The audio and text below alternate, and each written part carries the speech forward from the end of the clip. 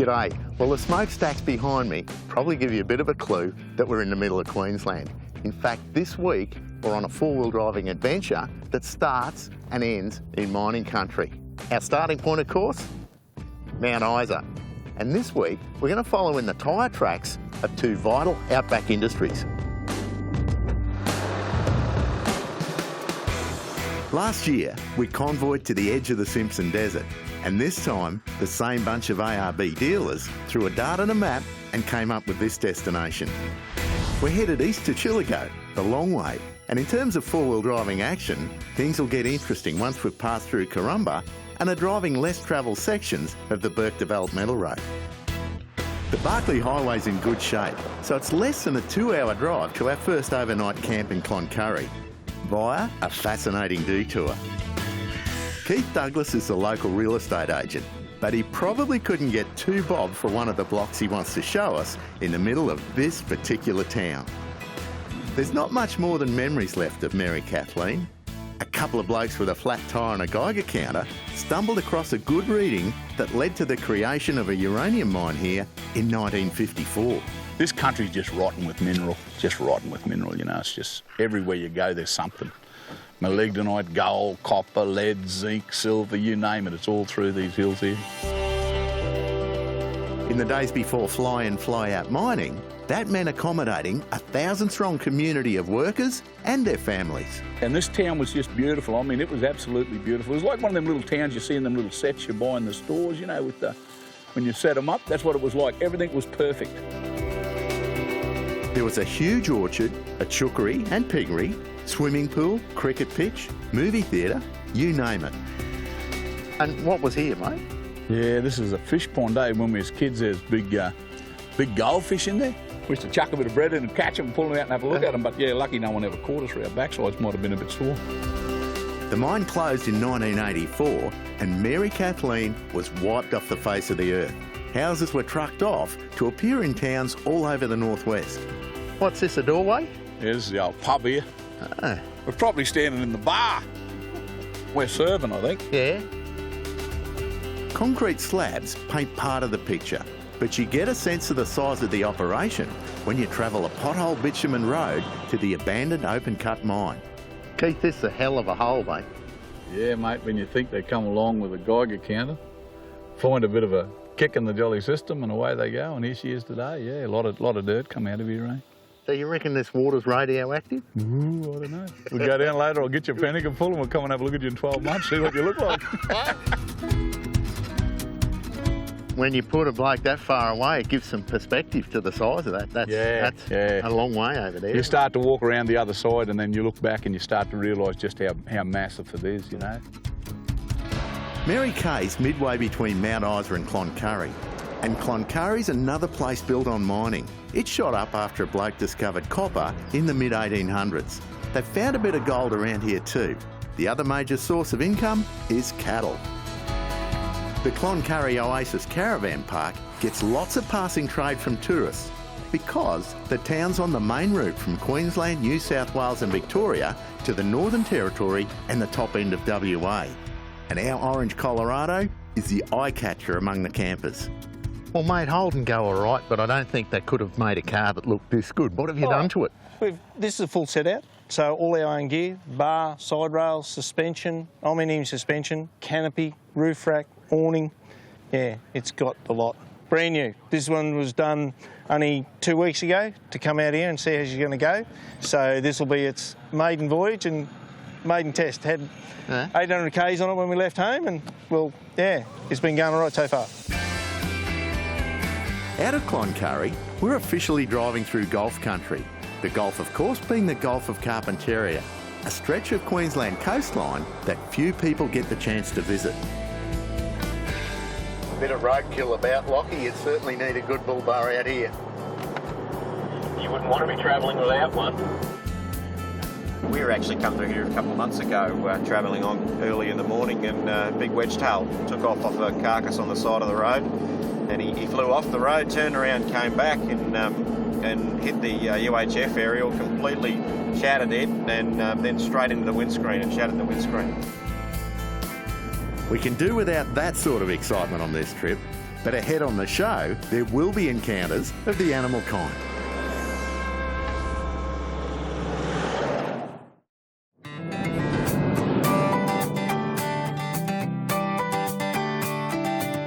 It's a long time between drinks travelling this Matilda Highway between Cloncurry and Normanton. So the Burke and Wills Roadhouse here is a very welcome sight. It's at a junction known as the Three Ways that caters for drivers coming from Julia Creek, Burketown or Karumba. The road we've driven parallels the route taken by Burke and Wills. Larissa Bassler took a more roundabout route to get here. The German backpacker bought a four-wheel drive in Perth and has already seen good chunks of Western and Central Australia. She's earning petrol money at the Roadhouse before continuing on to Cairns. Out here, you've got the cattle trucks, which are the farmers, and then you've got the mining service trucks, and then you've got the tourists, I guess. Yeah. Yeah? Who are your favourite customers? Oh, they're so different. I think the people from here, I like The locals. Yeah, the locals. The farmers, Yeah. They're a bit hard to understand for me at the moment. Yep. But it's really interesting, yeah. And what would you tell your parents about the outback? What would you say? A lot of beautiful nothing.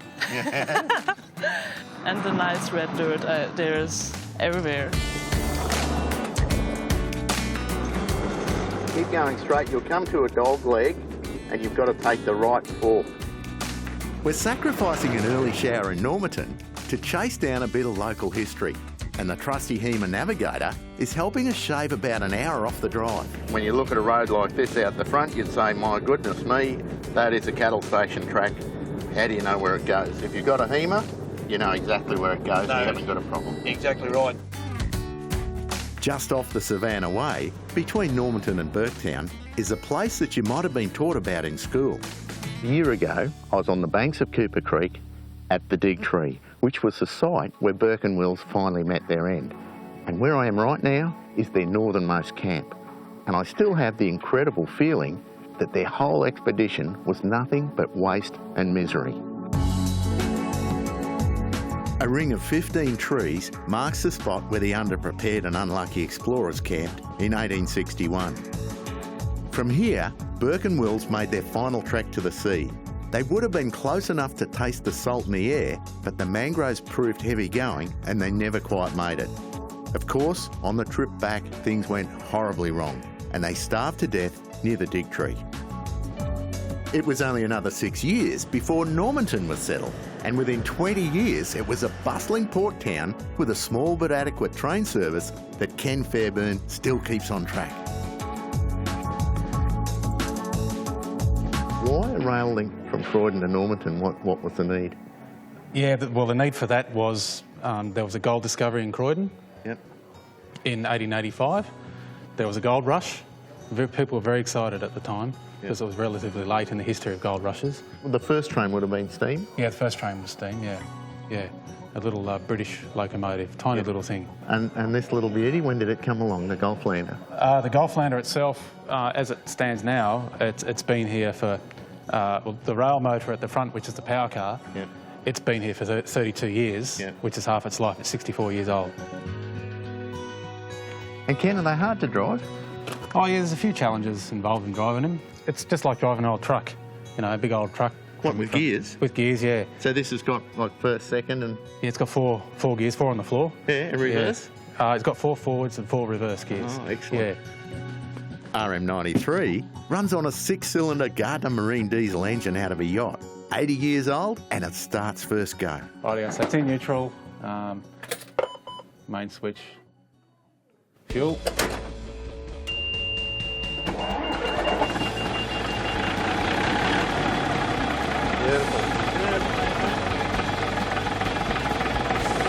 I might have to get one for my tractor. Yeah, why not? It's known as the journey from nowhere to nowhere, but the Golflander still runs a regular mail service and a couple of different excursions each week that train buffs go mad for. It's in high demand in the tourist season, so it's best to book ahead. If the little engine that could turns a few heads, then its rival as far as happy snaps go is Chris the Crop. The 8.4 metre salty has been talked about in these parts since 1957. Hard to believe it's true, mate. It's a big thing, mate. It's a big thing, but shot by a girl called Christina Pulowski. One shot to the head. You reckon they bought a beer when she's done? I don't know if they did or not, but you could buy me one and we could talk about it. We can do that. No worries at all. Righto. Which is our cue to visit another landmark of Normanton, the Purple Pub, famous for no other reason than its colour. Give us a chance to wash the dust out of our pipes, and after the break, you can join us on a road less travelled.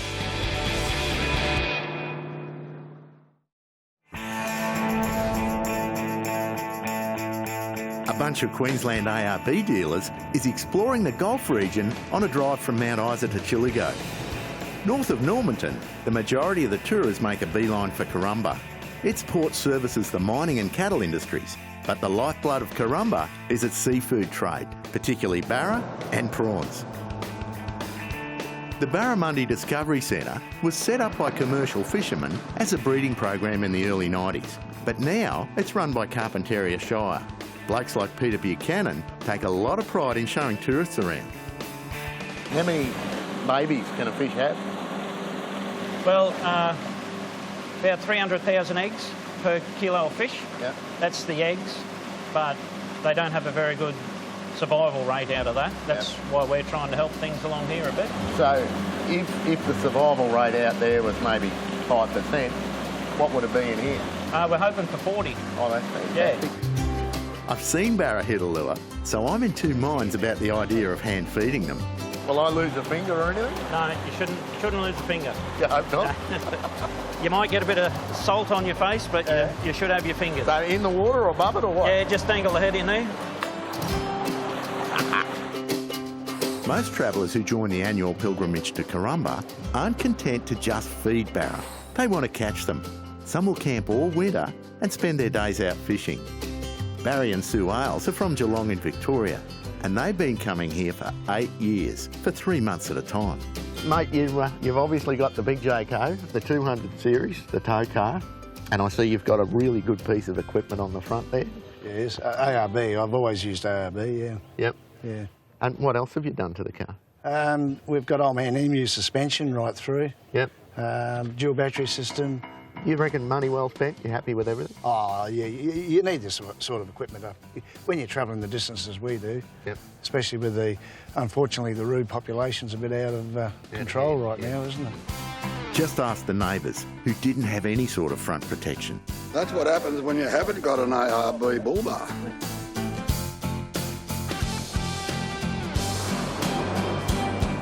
Now, unless you're confident that you're totally self-reliant, I wouldn't consider tackling this next leg of the trip. This is where we lose the bitumen and divert from the usual tourist route to four-wheel drive territory, along the Burke Developmental Road. You'll have seen from the signs that it's impassable in the wet, and there are no toilets, no shops, and definitely no fuel stops for the next 540 kilometres. You won't strike many vehicles, but when you do, they're just as likely to be big. About 10 cattle stations use this dirt thoroughfare through the savannah to move stock and supplies. It's also the link to remote Indigenous communities like Kowanyama and some mining settlements. The view doesn't change much, but there are highlights along the way. Our stops aren't dictated by our watches, but more our stomachs and finding a suitable location. In this case, it's a waterhole, and we're definitely not the only ones enjoying it. Some of these properties carry tens of thousands of head of cattle. One of the more well-known is Dunbar Station, and it's the size of a small European nation. How many more clicks do you think we'll get in today, mate? Oh, 130. Yep. You up for it, Jackie? Certainly, mate. Shouldn't complain about this, but we haven't really encountered any serious four-wheel drive tracks up until now. The roads have been fantastic, actually, except for just some corrugations and a little bit of bull dust. They're really fast. We're still within the boundaries of Dunbar Station when we reach one of the Gulf Savannah's major waterways. We've decided to make camp on the banks of the Mitchell River, and we're looking for a really great spot. Of course, it's on the other side, so we've sent our most capable four-wheel drive over to see if it can get through. We've seen large trucks cross the causeway, no problem at all. But the soft bank on the other side makes it a good idea to deflate our tyres.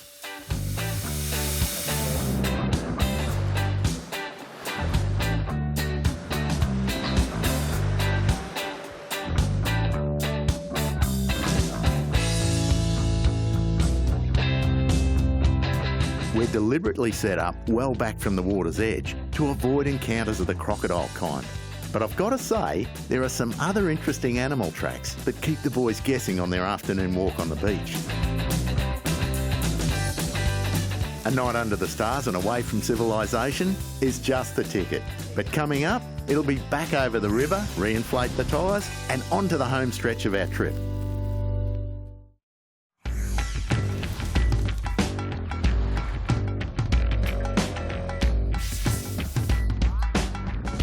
Well, we've done just over 500 kilometres of this long stretch in the middle of nowhere, and we've got just on half a tank of fuel left. If we didn't have a long-range tank in each of these cars, we couldn't even begin to attempt this section. In terms of driving conditions, it's more of the same on the Burke Developmental Road today. A few corrugations and plenty of dust. But most of the time, the road is wide enough to accommodate traffic going both ways. And it's obvious the graders have been through since the last wet. Having said that, there is one narrow causeway where I'm told you sometimes see B-doubles crossing with their outside wheels hanging over the edge. Boys, how are all these Brahman cattle? Can you think of any other beef breeds?